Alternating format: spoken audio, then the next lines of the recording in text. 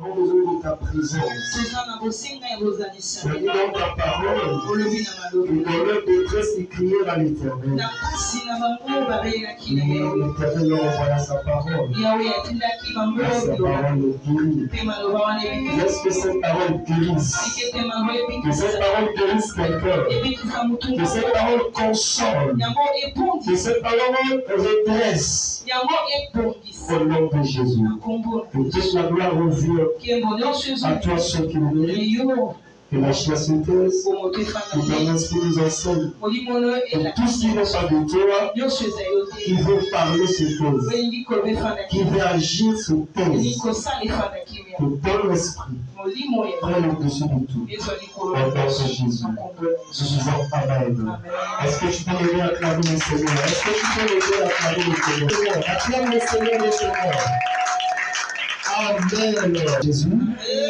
Nous allons lire, on va s'asseoir parce que je t'ai. Nous allons. On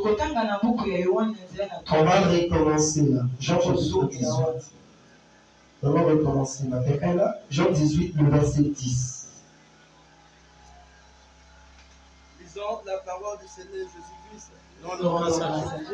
Simon Pierre. Qui avait une épée. La tira. Frappa le serviteur du souverain sacrificateur. Et lui coupa l'oreille droite. Ce serviteur s'appelait Malchus. Jésus dit à Pierre, remets ton épée dans le fourreau. Ne barrage pas la coupe que le Père m'a donnée à boire.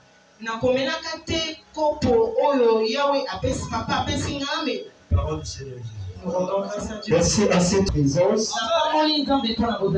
Je suis très honoré de te voir. Et nous sommes à notre deuxième jour de notre campagne d'évangélisation. Notre thème est Jésus-Christ guérit. Sans prescrire une ordonnance. Jésus guérit sans envoyer à la pharmacie. Amen. Avant d'aborder encore mon thème, je voudrais remercier l'homme de Dieu qui nous a visité déjà. L'évangéliste Elich, le cher. Alors, si tu es content de recevoir notre papa, acclame encore pour la gloire de Dieu. Merci l'homme de Dieu d'avoir reçu notre invitation. Amen. C'est quelqu'un de la maison. Alors, voilà. Merci beaucoup l'homme de Dieu. Et lui n'est pas venu seul. Il m'a accompagné. Alléluia. Lorsque Dieu te fait grâce souvent, on est tout souvent accompagné. Et papa est venu avec la présidente des protocoles. On peut se lever l'église. Est-ce qu'on peut acclamer pour la gloire de Jésus, pour la saison de Dieu? Merci beaucoup, maman, d'avoir honoré notre invitation. Avant de Dieu, bienvenue dans la maison du Seigneur. Voilà là où nous sommes à Nikano. Je tiens aussi à remercier toi aussi. Peut-être parmi nous aussi il y a des serviteurs, des servantes qui sont dit un grand merci. Et je remercie aussi le fils de la maison. Je remercie les chantres, le maestro qui prend de l'air. Parce que hier, tellement le temps était passé, on n'a pas eu un peu chauffé. Il n'a pas regardé sa veste, il a dit 3 vestes là. Que le Seigneur soit loué. Alors nous sommes à notre deuxième jour. Si tu es là, c'est que cette parole est destinée pour toi. Ne regarde pas la chaise qui est vide. Tu sais, il y a beaucoup de circonstances qui ont empêché les gens de venir aujourd'hui. Parmi les circonstances, il y a aussi l'eau qui ne coule pas. Il y a ceux qui sont partis chercher de l'eau. Il y a ceux qui, en revenant, il est tellement fatigué. Et il est fatigué. Et le diable profite de la fatigue pour dire, assieds-toi. Tu ne vois pas que tu es fatigué? Alléluia. Que Dieu puisse les détacher là où ils sont assis à la maison. Il y a aussi ceux qui sont en samedi d'Amraza. Alléluia. Amen. Et ceux qui ont dit, moi j'ai une invitation du mariage de ma soeur. Et moi je dois aller. C'est pour la voix du Seigneur l'appelle aussi. Il préfère répondre à l'invitation de son ami pour ne pas décevoir son invitation. Mais décevoir l'invitation du Seigneur. Et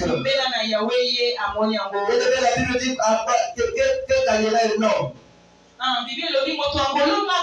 S'il gagne le fait les invitations de travail, les voyages, le mariage, et que ton âme après la mort va en enfer, là-bas c'est une torture.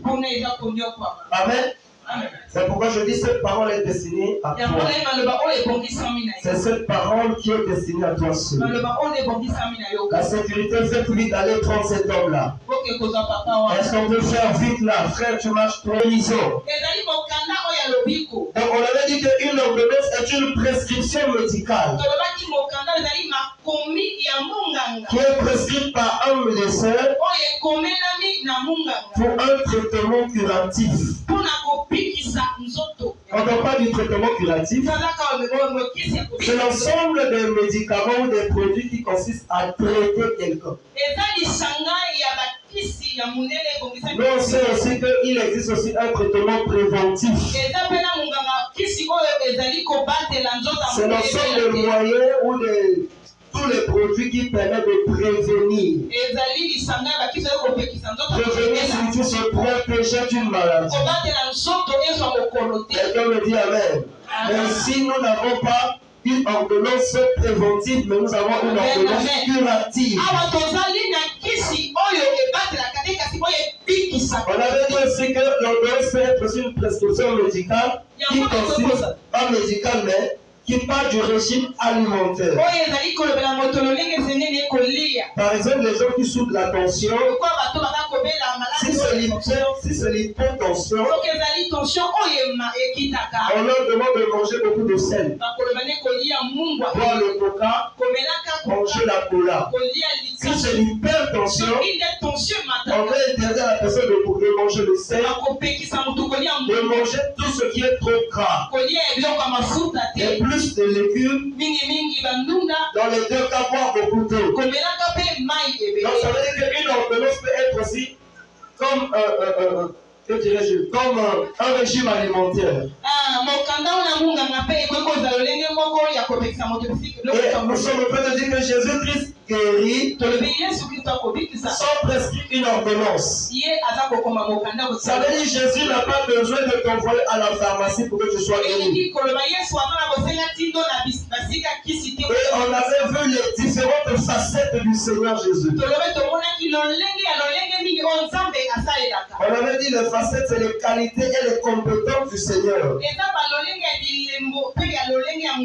On avait vu la première facette ou la première qualité. On avait dit que Jésus-Christ est un médecin. Et on avait défini un médecin comme quelqu'un qui a un diplôme de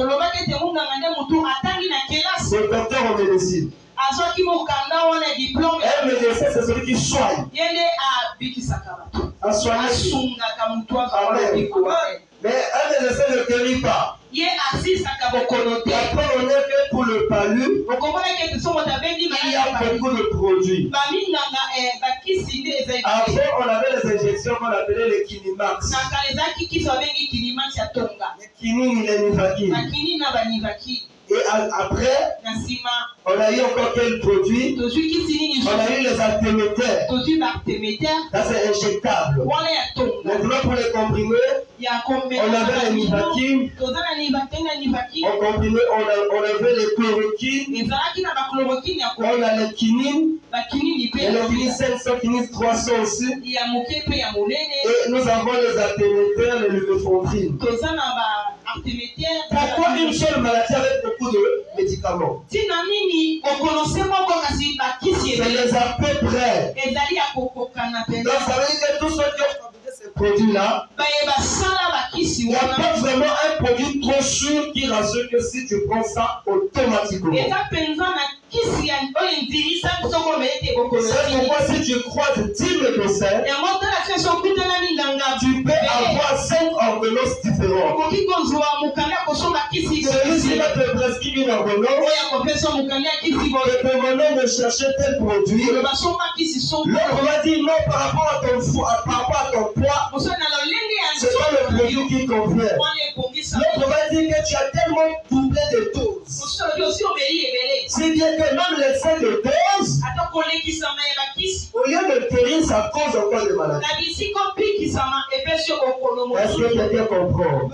Mais l'excès de l'onction, ça fait même le voisin.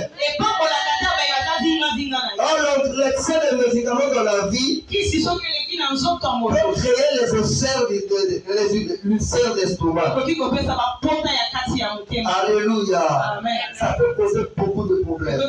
Il y a des produits, dès que tu prends ça, tu auras la constipation. Tout ça, c'est pour nous expliquer que prendre les médicaments, ce n'est pas mauvais. Mais il faut savoir que ici, nous parlons de plus qu'un docteur. Et nous parlons de Jésus-Christ. Ce n'est pas Jésus qui est chanté par. Je te parle de Jésus-Christ de Nazareth. Ce n'est pas celui qui est toujours crucifié dans certaines églises, toujours sur la croix. Je te parle d'un Jésus qui est libre et qui est dans la gloire. Je te parle d'un Jésus qui est capable de descendre dans ta vie et de transformer ta vie.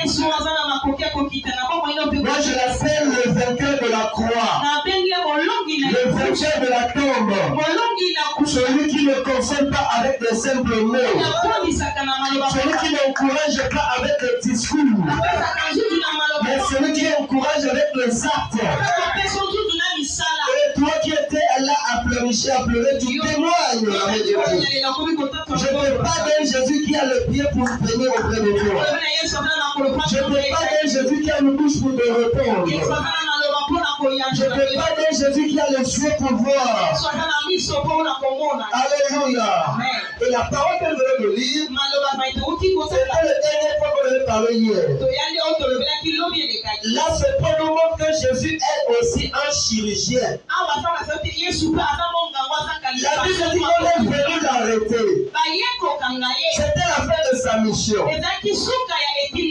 Ça, c'est le tout dernier miracle de Jésus sur une personne. Alléluia. La Bible dit que Pierre a fait sortir son épée. Il a coupé l'oreille de cet homme qu'on appelait Malchus. Parce qu'il était parmi ceux qui sont venus arrêter Jésus. Et Pierre, pour défendre son roi, pour défendre son maître, il a coupé l'oreille. L'oreille est tombée par terre. C'est Jésus qui maîtrise les gens. Il y avait un peu de la panique. Jésus a dit assez. Pierre, remets ton épée. Parce que ce combat-là, c'est un combat spirituel. Tu n'as pas besoin de faire intervenir les épées. Si moi-même j'avais voulu, j'aurais évoqué le ciel pour qu'il me voie même 13 000 légions de anges. Et ça sera vraiment des catastrophes ici. Mais il faut que je doive tel que le Père a prévu. Si le Père dit le maître de destinée, que moi j'étais destiné à voir ça. Afin que l'on et tout soit pardonné de ses péchés. Afin qu'après moi je soit pardonné de ses péchés. Est-ce que quelqu'un peut se dire moi aussi je sois pardonné? Mais Jésus ramasse l'oreille de cet homme. Je ne sais pas comment est-ce qu'il a collé ça, mais il a collé ça. Ensuite c'est à l'hôpital. On devrait voir le chirurgien pour tenter un peu de faire les sutures. Mais Jésus a fallu qu'on m'embatte. Comme il connaît la formule de la réparation. Il est son créateur. Il n'a pas besoin de demander quelque chose. Je vais dire à quelqu'un, Jésus connaît tout ce qui est sur toi. Je ne sais pas toi qu'est-ce qu'on avait coupé, mais Jésus est capable de raccommoder ça. Un tailleur, lorsque tu emmènes une chemise qui est peut-être trop grosse, le tailleur connaît comment est-ce qu'il va diminuer. La chemise est aussi trop petite. Le tailleur il commence là où il va ouvrir. Alors Jésus est comme le tailleur humain, comme quelqu'un qui avait taillé, comme quelqu'un qui avait cousu l'homme. Lorsque l'oreille est tombée, il n'a pas dit donnez-moi une heure. Il a juste opéré l'oreille. Il a collé. Et comme tailleur, il a cousu ça. C'est pourquoi je dis ce soir Jésus est le chirurgien. Qu'est-ce qu'on avait coupé dans ta vie? Jésus est capable de coudre ça. Il n'est pas obligé de prendre l'aiguille et le crin. Il n'y a pas des instruments chirurgicaux. Une simple parole, un simple geste a arrangé le rêve de cet homme. Mais quel est ton problème ce soir? Je ne te parle pas d'un Jésus qui te dira ça ira. Je te parle d'un Jésus qui te dit lève-toi, sois guéri. Ce n'est pas un Jésus qui dit demain ça ira. C'est un Jésus qui voit quelqu'un malade, il est guéri. Les coupé, il remet le rêve. Je ne peux pas non plus qu'un chirurgien. On ne laisse que ce chirurgien-là pénètre dans ta vie. Peut-être dans ta vie, on avait semé les mioles, on avait semé les pipes. Mais le meilleur chirurgien, lui qui est père, fait cicatrice, qui le mette ta mère, qui le mette sa mère, pour ton ventre, avec le coupé. Cette masse de qui sont le lion. On me dit amen, ça sera pour toi. Tout le monde me dit amen, ça sera pour toi. Alléluia. Je voudrais aussi dire le troisième point, ou la troisième facette de Jésus. Jésus-Christ est l'épidémiologiste. Voilà. L'épidémie, c'est une maladie qui vient aussi par des périodes. Par exemple, en fait, l'épidémie, ce n'est pas une maladie qui prend tout, ça peut être une maladie régionale.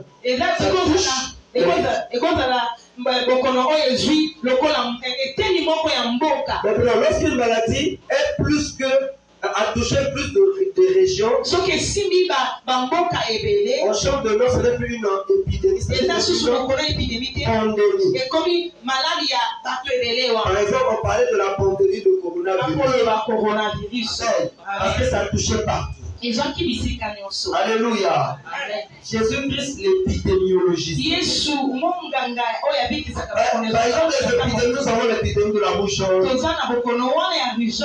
L'épidémie le plus fréquent au Congo, Apollo 12. Amen. Tu connais Apollo, non? La conjonctivite. Amen. Nous avons encore quoi? La varicelle. Nous avons la variole qui est devenue trop rare. La poliomyélite est même déjà combattue au Congo. Ça, c'est des maladies épidémiques. Alors, il est parlé à l'école de l'épidémiologie. Mais la Bible dit ceci. Est-ce qu'on peut lire ça? Luc chapitre 17. Parce que je ne peux pas faire des histoires, je ne peux pas des choses qui ont un fondement biblique. Un chrétien, c'est celui qui a pour fondement la Bible. Je ne peux pas seulement des histoires. Luc chapitre 17, le verset 11, le verset 14. Écoute ce que la Bible dit. Luc 17. Jésus se rendant à Jérusalem, passait entre la Samarie et la Galilée. Comme il entrait dans un village, 10 lépreux vinrent à sa rencontre. Se tenant à distance, ils élevèrent la voix et dirent: Jésus, Maître, aie pitié de nous. Amen. Dès qu'il est vu, Il leur dit, allez vous montrer au sacrificateur. Et pendant qu'il y allait, il arriva qu'ils furent guéris. Amen. Or, la lèpre est une maladie très contagieuse. Ceux qui ont fait la troisième, on parle de la lèpre léprémateuse. Il y a une autre forme de lèpre comme ça. Il y a la lèpre tuberculoïde. Il y a la lèpre, comment ça appelle ça? La lèpre cutanée. Alléluia. Et cette lèpre-là, la lèpre est une maladie très dangereuse et très contagieuse. Et chaque fois que quelqu'un est atteint de la lèpre, on devrait isoler le malade. S'ils sont nombreux, on doit les isoler. Et en Israël, lorsque quelqu'un est atteint de la lèpre, on doit mettre cette personne hors la ville. À l'époque, les villes étaient fortifiées. Donc ça veut dire que la ville est comme un mur. Donc vous êtes dans la ville, c'est comme si vous êtes dans une parcelle. C'est comme si vous êtes dans une parcelle. Et ça se passait comme ça. Et on doit mettre les malades ou le malade hors. On les laisse hors. Par peur de contaminer les gens. Et souvent les lépreux étaient très négligés à cause de leur situation. Ça veut dire quoi? Lorsque quelqu'un était atteint de la lèpre, c'est comme la personne était déjà condamnée à mourir. Parce que même ta famille ne peut plus s'approcher de toi. La Bible nous dit qu'ils étaient à 10. Jésus voulait aller à Jérusalem. Mais il passait entre la Galilée et la Samarie.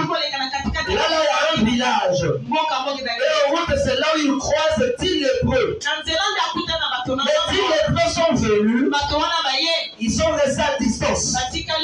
Pourquoi la distance là? C'est comme ça la prévention.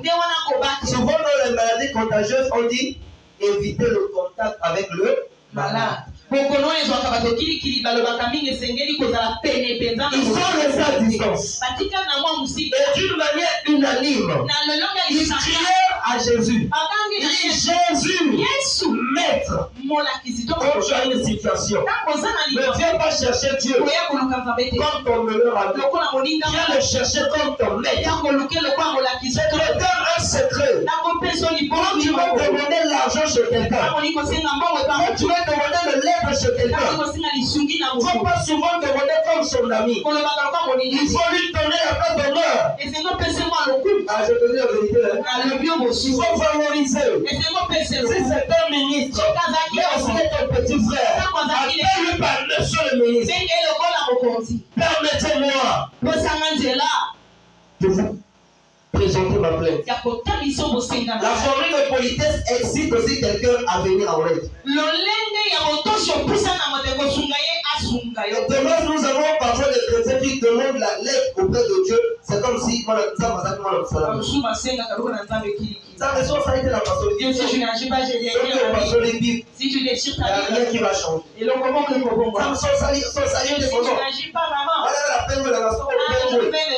monde a 8 milliards. Donc si tu vois une seule personne qui ça va rester combien? Ça va rester 7 milliards. Combien? 999 millions.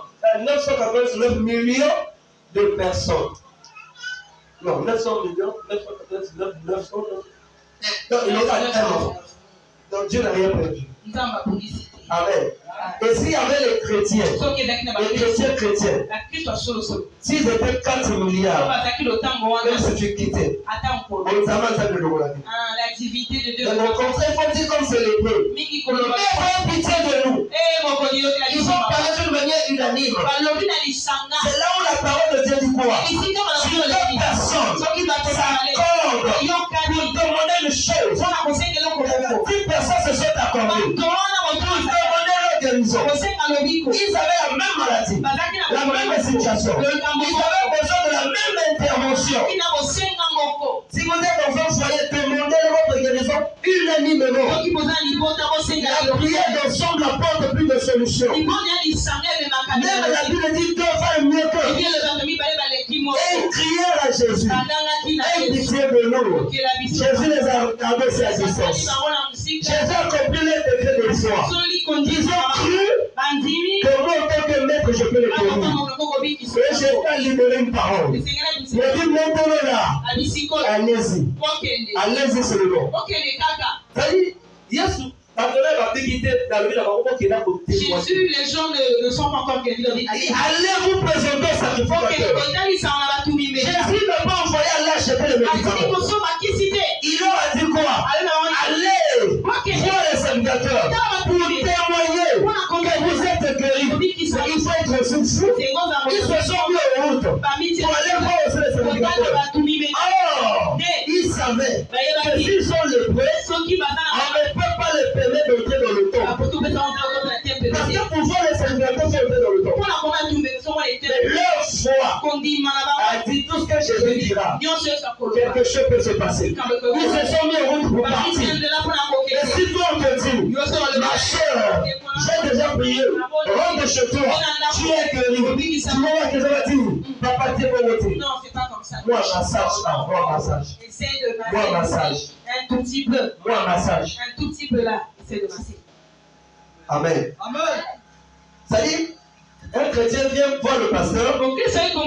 Mais il a déjà une forme de foi qu'il a déjà posée. Le pasteur peut déclarer, moi c'est pas ça, il faut qu'il me touche. Alors, en fait de toucher rien, ça peut. Alléluia. Jésus l'a dit, allez-y. Et la Bible dit qu'ils arrivaient en route pour le parfait. Ils se trouvaient qu'ils furent guéris tous. Ils furent guéris tous.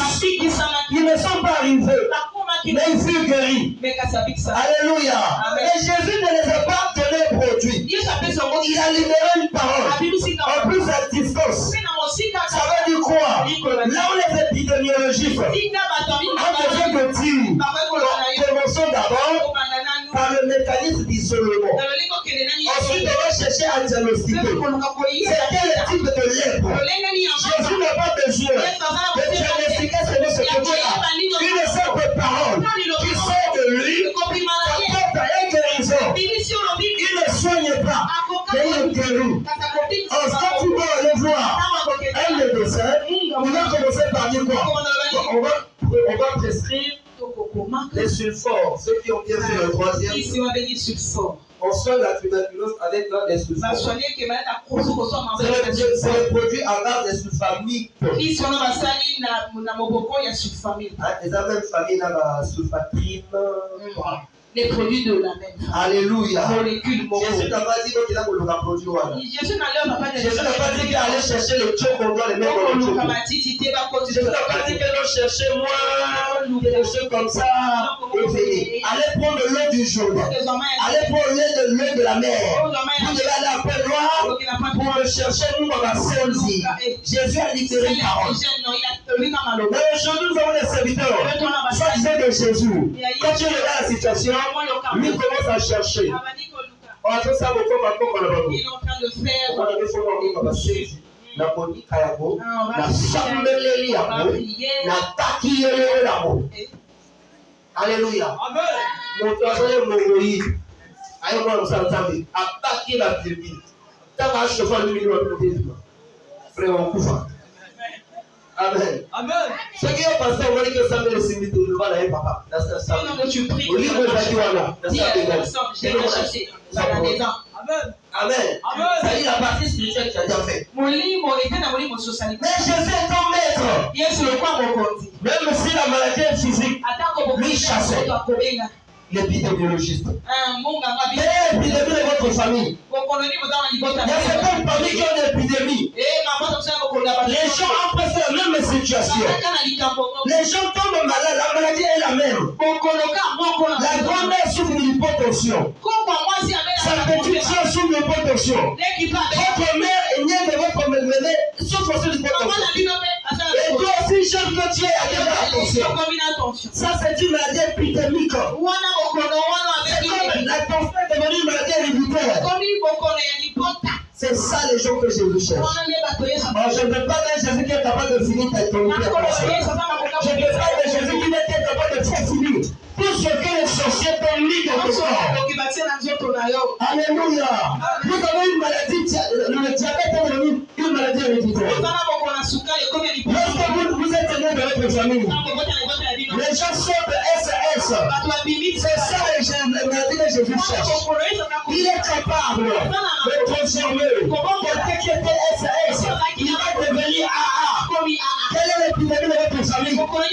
Vous êtes tombé à subir de la même situation. Il y a certaines personnes, leur épidémie, ce n'est pas une maladie, mais c'est la situation. Les gens travaillent, ne n'arrivent pas à bénéficier de leur travail. Et c'est pas toi seul. Tu vois que c'est toi, ta grande soeur, votre petit frère, et l'autre personne. Tu l'as remarqué, votre père touchait l'argent, mais il n'a jamais laissé une façon. Alléluia. Est-ce que la sécurité peut aller faire? Allez voir l'enfant là. Alléluia. Allez nettoyer. Rien ne sera plus grave. Alléluia. Est-ce que tu peux acclamer pour la gloire de Dieu? Acclame pour la gloire de Jésus. Acclame pour la gloire de Jésus. Amen. Peut-être votre épidémie, c'est peut-être une épidémie financière. On voit certaines familles, c'est presque tout le monde sait. Et une personne est prospère. Comment ça va être Swakawana? Et Swakawana. On ne peut pas le dire, on peut faire le dire. C'est un le dire. Alléluia. Quelle est l'épidémie de votre famille? Quelle est la situation de votre famille? Mais je ne peux pas dire Jésus. Tu ne regardes pas les situations. Mais lui intervient. Je ne peux pas le pas. Mais Jésus cherche qui croise les mains pendant que son peuple souffre. Je ne peux pas dire Jésus qui intervient. Donne-moi merci si tu interviens. Il intervient dans les situations. Prenons le quatrième point. Jésus-Christ est le médecin légiste. Un médecin légiste est celui qui donne la cause de la mort. Même si on dit que la personne est après l'accident, lorsque ce médecin va venir, il va faire ce qu'on appelle l'autopsie. Avant d'abord de faire l'autopsie, il va faire l'observation générale. Il va voir les traces. Est-ce qu'il y a des traces? Il y a des produits qu'on peut appliquer sur le corps. Ça va faire sortir les empreintes de quiconque qui sont des causes. Le médecin légiste est capable de dire que la balle est entrée par là et sortie par là. Cependant, tout le monde sait que la Touma qui est morte. On l'avait brûlé. Amen. Mais regarde ce qui se passe. Jésus-Christ n'a pas étudié toutes ces sciences, mais dans sa divinité. Un jour il arrive, là où il y avait, je ne sais pas quoi, c'était l'enterrement. Moi j'appelle ça la rencontre entre deux fils uniques. Est-ce qu'il y a des gens qui sont des fils uniques de leur père? Qui est fils unique? Fils unique. Qui est fils unique? Si tu es fils unique.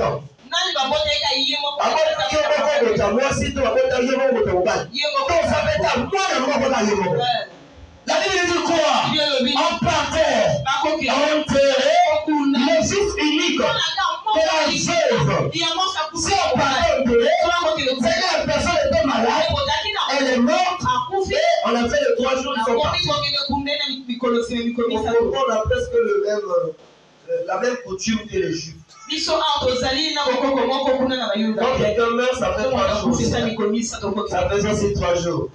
Pas la mort. Tous les villageois, ça fait qu'on meurt aujourd'hui, demain, parfois après demain. 2 personnes, c'est même après. Alléluia. Et on a fait les 3 jours. Le fils unique était comme la consolation de sa mère. Et elle dit que le fils venait de mourir. Cette maman pleurait. Cette maman était veuve. C'est-à-dire que son fils était toute sa consolation. Et ce que que tu as perdu qui était ta consolation. C'est ce que Jésus veut te remettre. Je ne sais pas qu'est-ce que votre famille a perdu. Qui était comme votre soutien. C'est ce que Jésus veut vous remettre. On vous a revu la personne familiale que votre père a laissé. Jésus est capable de vous remettre ça. Tout ce qui était votre joie, ce que vous avez perdu, Jésus est capable de vous redonner ça. Cette femme a pleuré. Tout le monde est venu le consoler. Avec les mots, on lui a dit les paroles de Jean. Oh, madame, l'Éternel a donné. L'Éternel a donné. Et son nom soit glorifié. L'autre est venu. Il dit, moi je te suspectais. Moi je t'avais dit quoi? Mais l'homme ne rate jamais. Tu as vu l'enfant est mort. Tu as vu? D'autres ont commencé à dire en côté. Certainement, elle faisait la riftout. Elle avait bouffé pour l'autre. Et là on a bouffé pour elle. C'est elle. Elle a bouffé son mari. Tous ceux qui viennent à la veillée ne sont pas ceux qui compatissent. Il y a d'autres qui accusent.